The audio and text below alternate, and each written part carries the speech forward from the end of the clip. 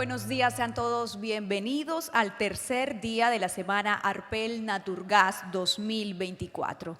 Les recuerdo que pueden unirse a la conversación usando el hashtag Semana Arpel Naturgas. Vamos a iniciar la agenda académica del día de hoy con la siguiente presentación magistral. Invitamos al escenario a nuestros panelistas. Presentación magistral, Hidrocarburos y Geopolítica. Carlos Pascual, Vicepresidente Senior de Energía Global y Asuntos Internacionales de Standard & Poor's Global. Presentador, Miguel Moyano, Director Gerente Senior de Arpel.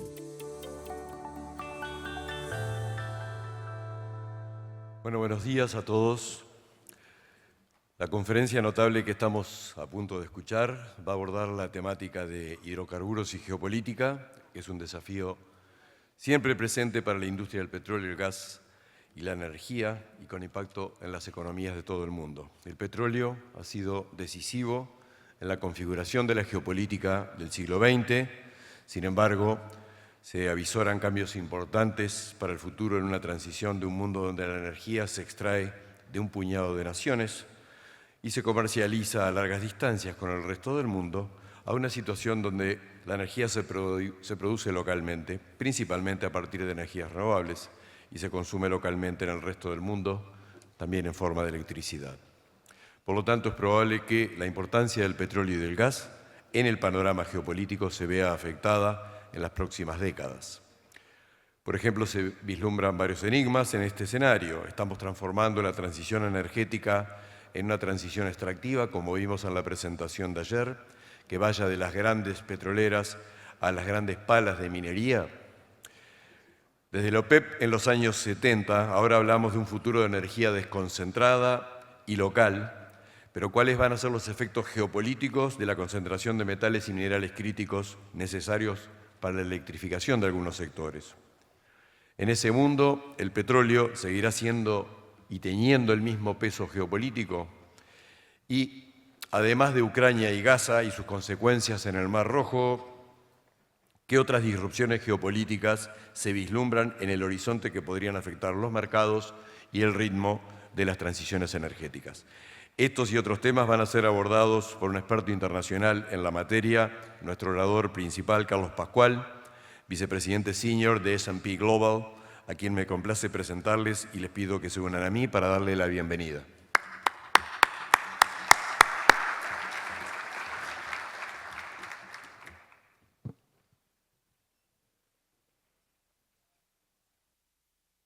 Miguel, muchísimas gracias a todos ustedes que están aquí por la mañana. Ya saben quiénes son mis amigos, los estoy contando todos para el futuro.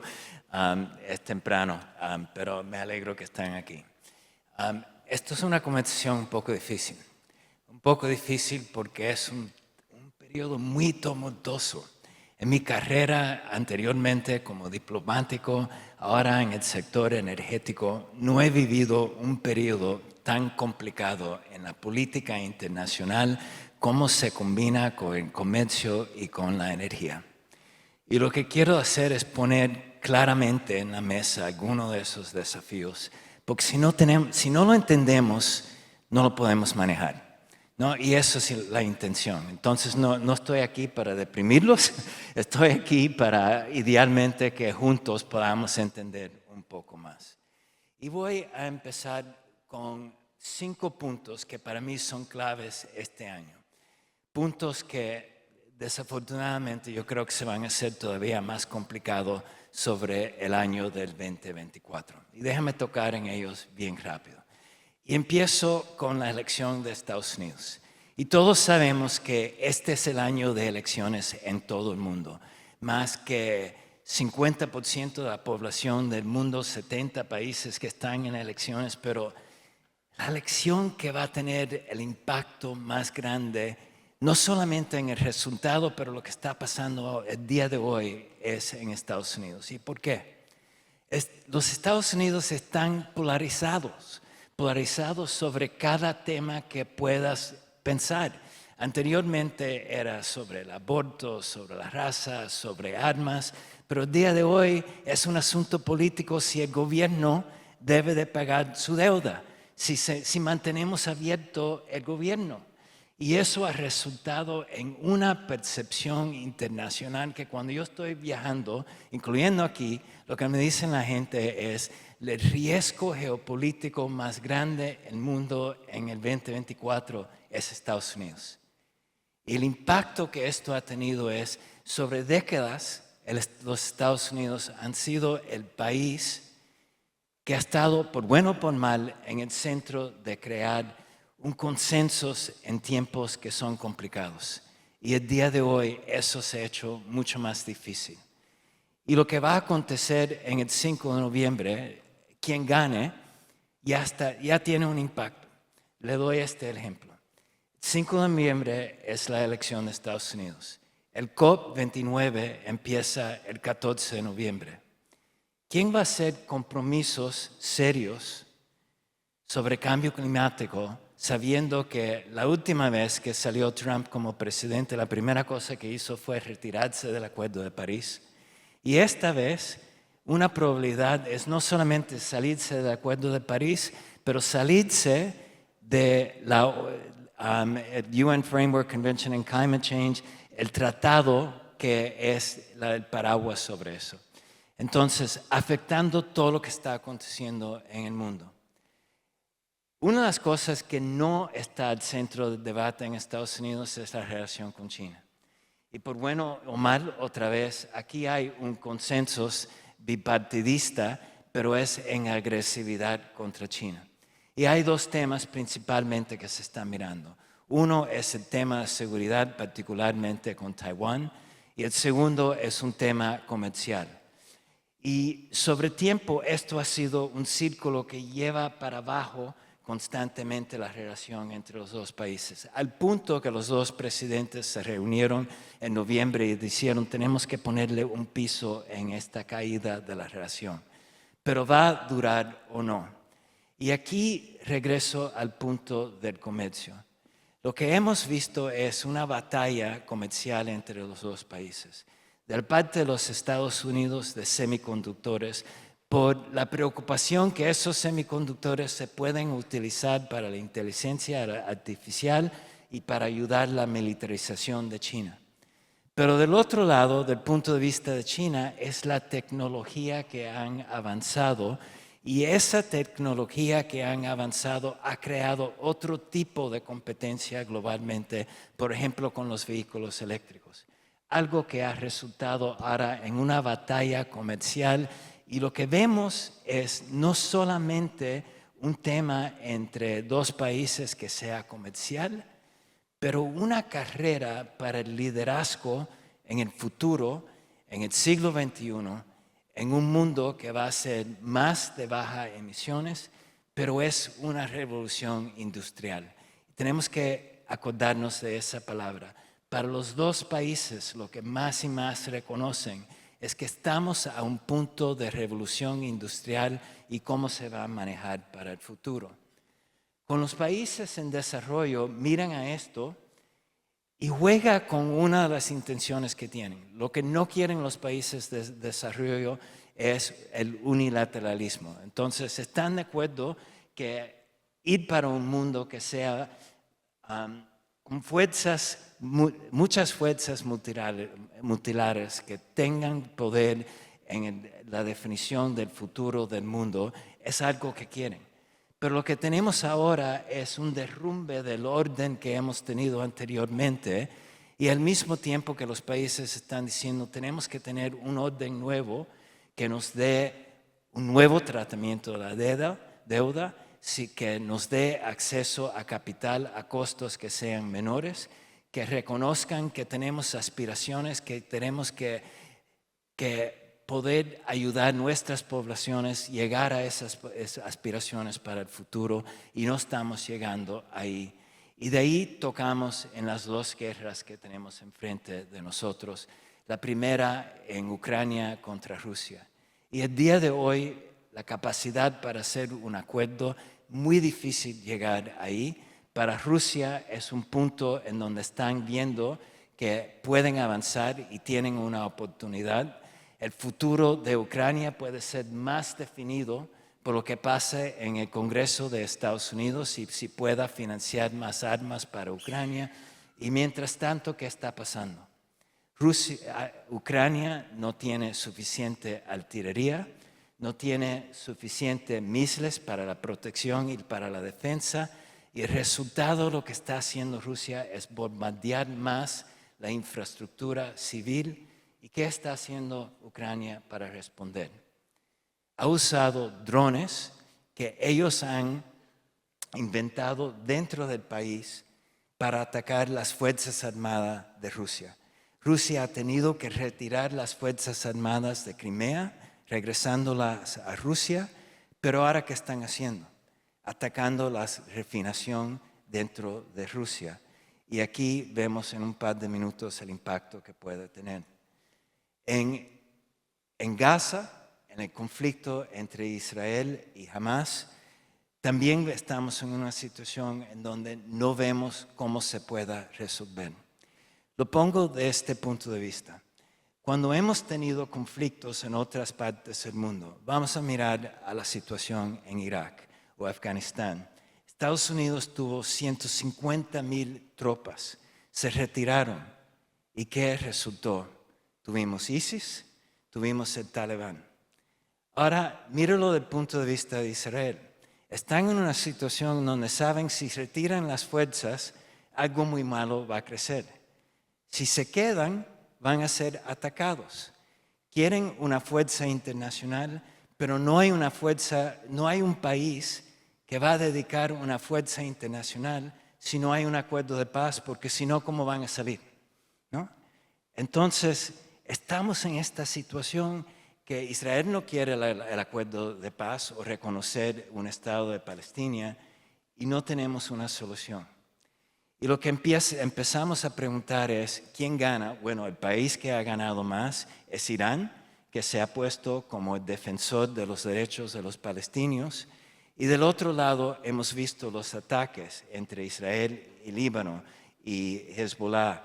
Hemos visto más recientemente los ataques contra Irán dentro de Siria, el peligro que eso ha causado sobre otro conflicto que podamos ver. Y si lo miramos en el Mar Rojo, hemos visto más que 70 ataques marítimos desde el 7 de octubre. La implicación aquí es no solamente en el riesgo marítimo que podemos ver, pero si puede haber un accidente en donde esto se pueda extender todavía más para hacer algo global. Pero también una pregunta que muchos están haciendo es ¿cómo afecta todo esto al mundo de petróleo y los precios de petróleo? Y por mucho tiempo el precio del petróleo se mantuvo en una banda entre 75 y 85 dólares. ¿Y por qué se mantuvo ahí? Y aquí tenemos una respuesta que es muy importante. Si miran aquí en el lado izquierdo, miran la fila del 2024. Lo que ha estado previsto para el 2024 es que el crecimiento de la oferta en los países afuera del OPEP+, incluyendo Arabia Saudita y Rusia, afuera de esos países, Estados Unidos, Canadá, Brasil, Guyana principalmente, los 4 más grandes, ese crecimiento es más grande que el crecimiento de toda la demanda de todo el mundo en el 2024. Y eso explica en parte por qué el precio no subió mucho más rápido. Pero por qué ahora tenemos los aumentos que hemos visto en las últimas semanas. Y regreso al tema de Ucrania. Ucrania, en atacando la refinación en Rusia, con pocas otras alternativas, ha derrumbido 900,000 barriles por día en refinación. Y la amenaza que se ha puesto es que si ellos no pueden exportar comida del país, que van a atacar los buques de Rusia saliendo para el futuro. Esto ha presentado un riesgo al mercado que no se había pensado anteriormente y la razón que estamos viendo el precio que ha subido sobre 90. Si miramos a los fundamentales, nos dice que si pasamos por este riesgo, el precio se debe normalizar otra vez en esa banda, pero podemos empezar a ver el impacto geopolítico que viene sobre el precio de petróleo y nos lleva a estos escenarios que les quiero presentar aquí. En el lado izquierdo tienen los escenarios sobre la demanda de petróleo que tenemos de S&P mirando para el futuro.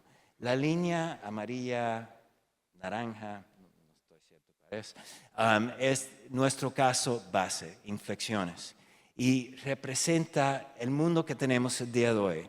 Otra vez, no es algo que queremos decir esto es lo que debe de ser, es nuestro análisis de lo que está pasando el día de hoy. Y estamos viendo un pico de demanda en el 2030, 2031. Pero del otro lado de la lámina lo que podemos ver es que la demanda sigue aumentando después del 2050 para los países afuera del OCDE.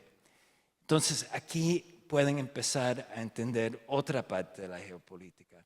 Cuando se dice que tenemos que eliminar la producción de petróleo, ¿a quién le va a impactar más que cualquier otro país? Los países en desarrollo en donde se mantiene la demanda. Lo que nos implica también es que tenemos que entender las implicaciones para el cambio climático. Y aquí quiero transmitir algo que es muy complicado, pero está al centro de la política que estamos viendo entre los países el día de hoy. En el lado izquierdo ven una rayita morada. Lo que representa es que desde el año 1990 hasta el 2022, combustibles fósiles representaron entre 82 y 80% de la demanda primaria de energía. ¿Okay? Cambió 2% en 32 años, de 82 a 80. Preguntan cómo eso puede ser. Invenciones de 6 trillones de dólares en energía renovable. Todo que fue para abastecer el aumento de demanda. Si estamos diciendo ahora que tenemos que llegar a neta cero de emisiones, implica, dependiendo del tipo de escenario, que tenemos que bajar hasta entre 20 y 30% para el año 2050. Entonces, 32 años, un cambio de 2%, los próximos 26 años, un cambio entre 50 y 60%. Esto obviamente va a tener impactos políticos, geopolíticos, comerciales, sociales. Tú y yo tenemos que cambiar lo que hacemos todos los días cuando nos levantamos. Si no lo hacemos, no acontece. Y esto está en el medio de la política el día de hoy porque los países están diciendo, bueno, a lo mejor queremos un resultado común, pero todos tenemos materiales y ingresos y recursos diferentes, entonces tenemos que tener senderos diferentes. Pero ¿cómo va a funcionar aquí? Y no tenemos respuesta a esto en el mundo del día de hoy. Una parte que sabemos es que todo el mundo está diciendo tenemos que aumentar la electrificación. Esto lo vemos en cualquier escenario que vemos para el futuro. Pero también lo que vemos es la concentración del procesamiento de minerales. No estoy diciendo quién lo tiene, quién es el dueño, pero quién lo puede procesar. Y el día de hoy, para estos minerales que ven aquí, pueden ver los porcentajes, pero en varios, por ejemplo, como el litio, 60% en China, en otros 80% o más en China. Y esto no se cambia rápido, que aquí llegamos a otro tema geopolítico, las cadenas de valor, quién las controla, quién controla el procesamiento y qué rápido se puede cambiar porque no se cambia rápido.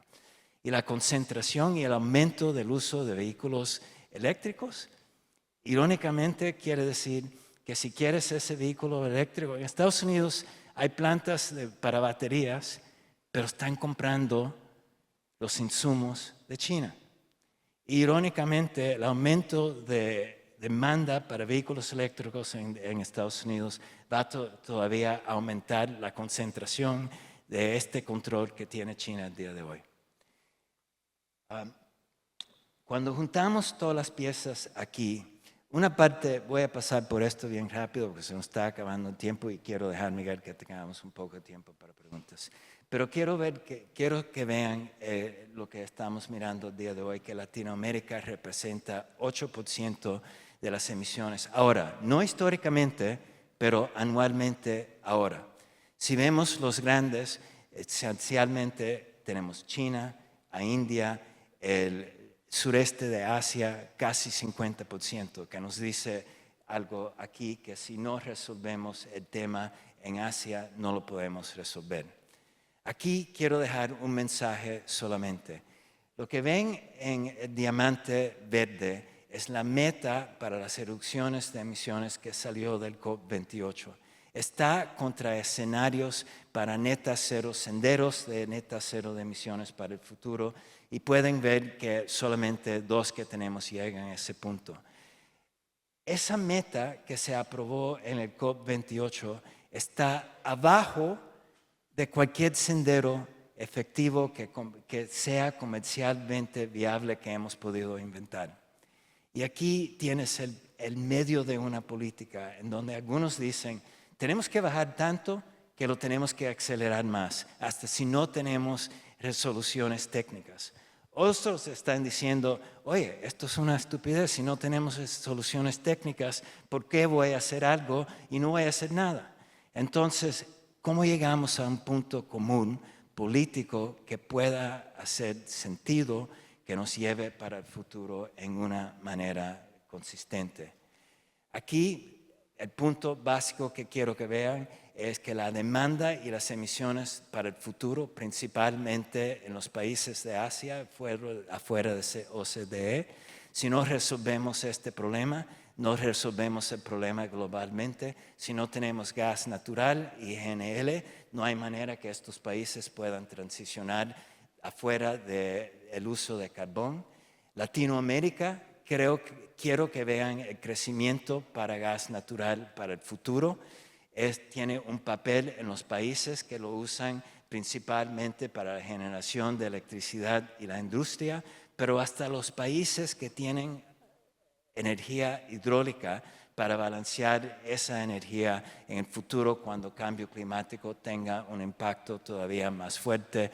Mi amigo Eric Iberg va a tener una sesión mañana, creo que a las 10:15 por ahí, para hablar un poco más sobre esto.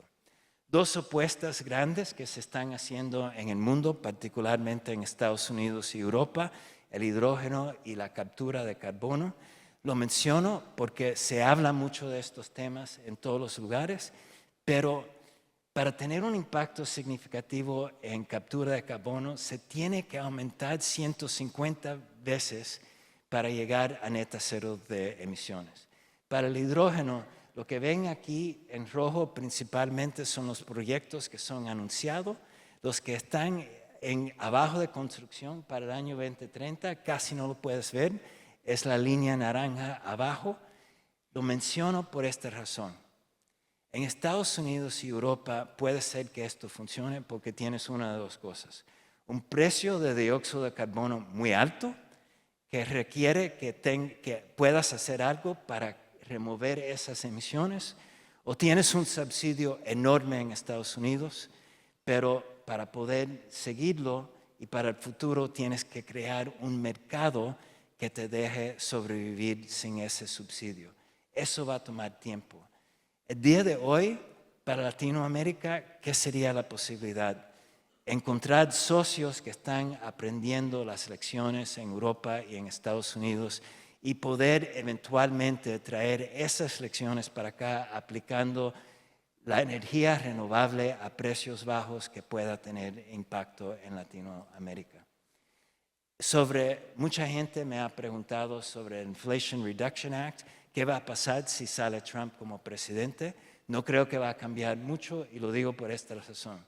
Si miras los estados que están aquí, en energía solar, los que están beneficiando más son estados con una mayoría de republicanos, lo mismo con energía eólica, lo mismo con estados produciendo baterías y vehículos eléctricos, y también podemos seguir la misma historia con hidrógeno y captura de carbono.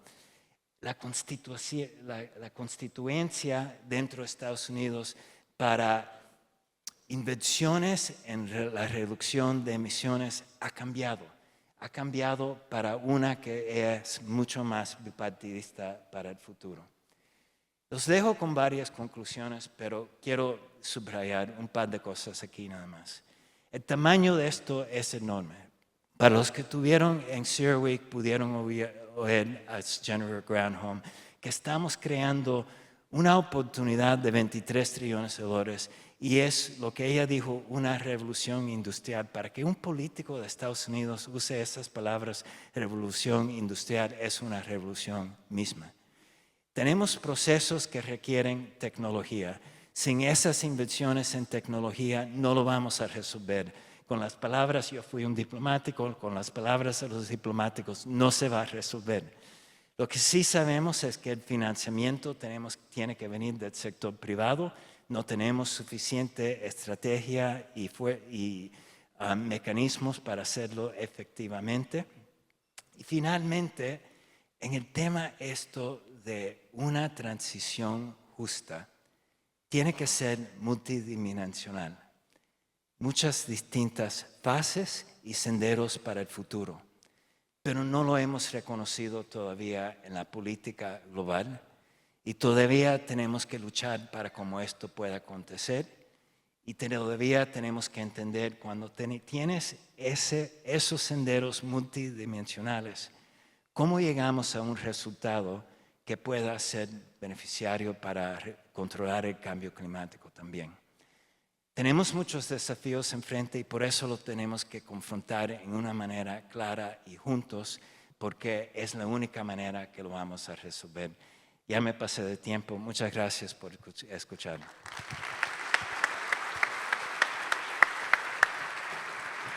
Gracias, Carlos. Muchas gracias, Carlos. Tenemos tiempo para un par de preguntas cortas.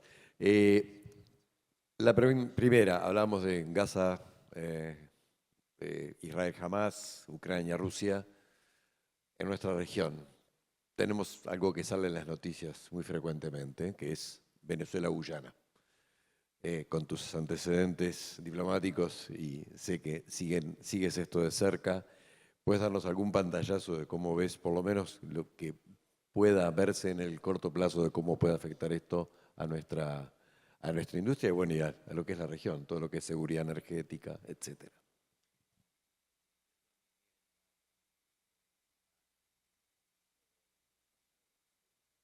No, sobre Latinoamérica.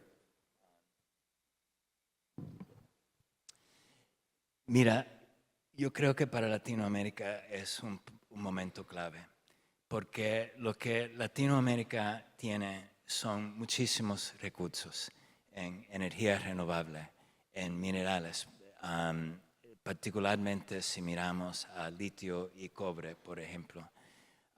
Los biocombustibles que absolutamente van a ser necesarios. Aquí tenemos a Rodolfo que estuvo hablando un poquito sobre eso ayer. Y la capacidad humana, que también cuando vemos el nearshoring y la posibilidad de lo que estamos viendo es el desafío que tenemos con las cadenas de valor y acercarnos más a los productores.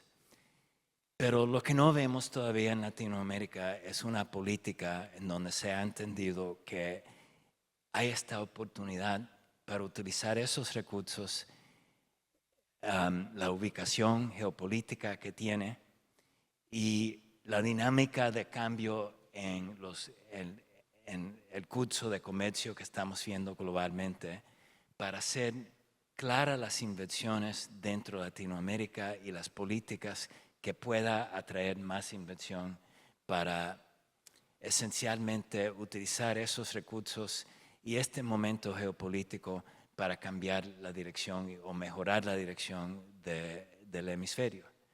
Entonces,